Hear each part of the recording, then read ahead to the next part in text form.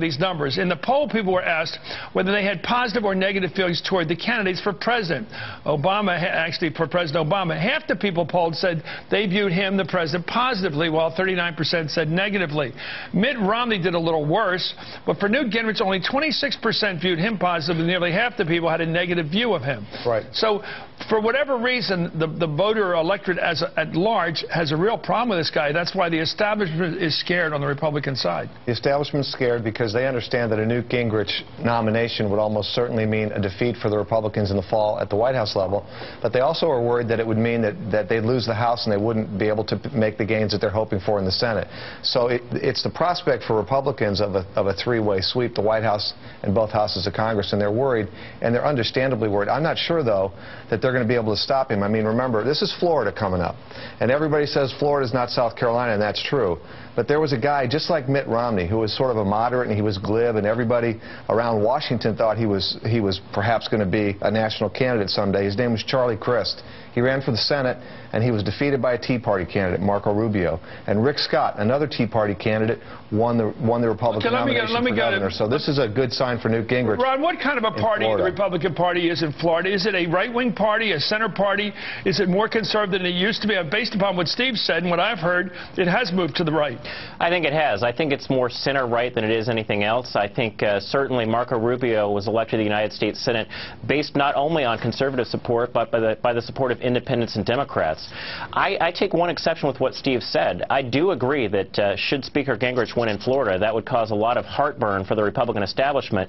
But if you look at the latest polls, Steve, Governor Romney is up. I think Governor Romney has the organization, the momentum to win in Florida. Okay, and that would position him very well for the remaining contest. Well, the only question I want to know is the party moving to the right down there enough to actually win it for Newt? And if the party's moved that right, what right has the establishment got to tell the party not to vote for the guy they want to vote for? Let's take a look at these poll numbers we showed you. It's perhaps not surprised that many Republican leaders are panicked about a potential Newt candidacy. Today, Politico, the news magazine, put out it this way. It's as if the conservative media over the past 24 hours decided Gingrich is for real, and they needed to come clean about the man they really know before it's too late.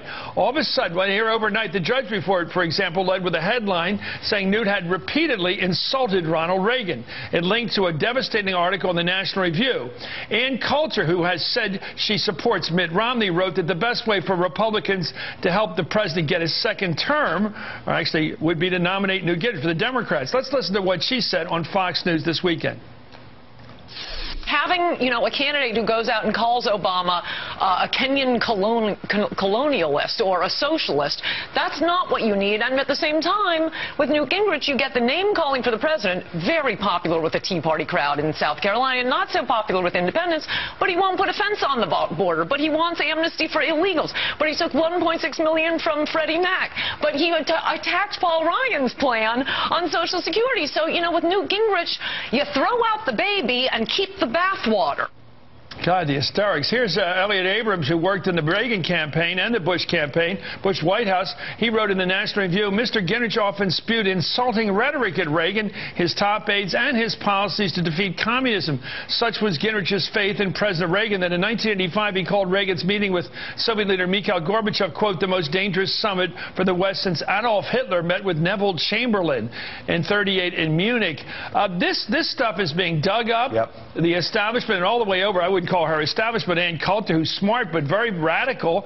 All these people all ganging up. They are really afraid. They are. And you know what this reminds me of? Do you remember Delaware last year when Mike Castle was supposed to cruise to the nomination? Everybody was throwing rose petals in front of him as he walked down the parades. And then all of a sudden, a little Tea Party candidate named O'Donnell jumped in the race and suddenly upended the whole thing. The establishment figured out about 6 days before that she was coasting for victory. They brought out all the guns. They did everything they could to stop her, and guess what happened? She got nominated. That's exactly what's going on in Florida. It's what happened with Marco Rubio and Bill Christie.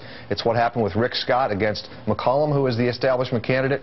This train is rolling down the tracks, and the establishment's trying to stop it. They may be too late. Well, Ron Christie, I didn't know you were as far over as you are. I thought you were more a moderate Republican. But let me put it to you this way. No, seriously, I'm amazed you don't believe in evolution and you don't believe in mankind's effect on climate change. I thought those were established facts. But let's move on. It seems to me that your party wants to have the wild people, the Tea Party people with the pitchforks, if you will, help them win a majority in the Congress. They love getting Tea Party support. The wilder, the better. The more demonstrations, the better. The crazier the placards, the crazier the beliefs, fine, as long as they vote Republican and give you control of the House. But when it comes to deciding who should be your nominee for president, you disdain them. You've got to come in and warn them what they're up to. Don't you know, you wild people, that you might be putting the wrong candidate up there? Do you just want their votes but don't respect their votes? Is that it? Absolutely not. You don't respect their votes, but you want their votes. These wild Will you people still love them in the morning, Rod? These wild people that you insult, Chris, these are patriots. These are American citizens who've said, but you don't want to vote for tired. No, Chris, the point here is that these people are honest Americans who are tired of the size and scope of government. No, I want them to pick a candidate. I want to pick your candidate. I don't want Newt Gingrich to be president of the United States. I would take Rick Santorum. He won't be. Look, you guys, it's fun to laugh at people who are tired about Washington being arrogant. But you don't respect their votes. Of course we respect their vote. But you don't want them picking a candidate. We want conservative Americans picking a candidate on the Republican side, and we want a conservative, and people have recognized that Newt Gingrich might not be the right candidate. Okay. But to suggest that we disrespect the Tea Party, I stand with the Tea Party because they are sick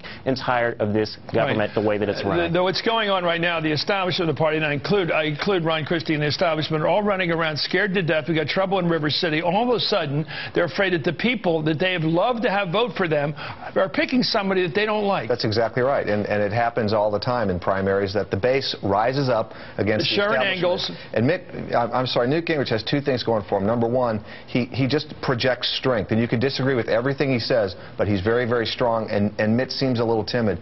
And the second thing he has going for him is what drives independents away, and if you can see it in your numbers tonight in the new poll, and that is he channels this anger and this rage at President Obama that makes the Tea Party folks stand up in their chair and applaud, and it makes independent voters wonder what the heck is going on here. How is it possible for a candidate running for President of the United States to disrespect the President that much, to wag a finger in his face, Mr. if you will, McMahon, and to say the kinds of things, the rude thing here, the Occupy Wall Street people have been, the Occupy Wall Street people have been raping people, they've been robbing people. They're not running for president, Ron. Steve, you haven't seen anything. President, are they? Well, when you and Chris disparage the Tea Party, you haven't seen anything. I'm rooting for him. You haven't seen anything. I want them to vote for Newt Gingrich because I think Newt Gingrich will shake up your party. Chris, let me actually say a word in here for a change. You were just interrupting Steve, by the way, Ron. Steve interrupted me. Go ahead, Ron. My whole point is that the Tea Party people have been very respectful. They have been very cordial in their demonstrations. You haven't seen anything out of the Tea Party like you've seen with Occupy Wall Street, and I find it disgraceful that the media doesn't pay any attention to that. And the Tea Party folks are the ones who are saying, we need a new direction in this country, we need a new president, and they are peacefully at the Capitol last year when they were saying racial epithets to African American members of Congress. Name one. Maybe I was at several. Oh, Steve, come on. Maybe you weren't there then.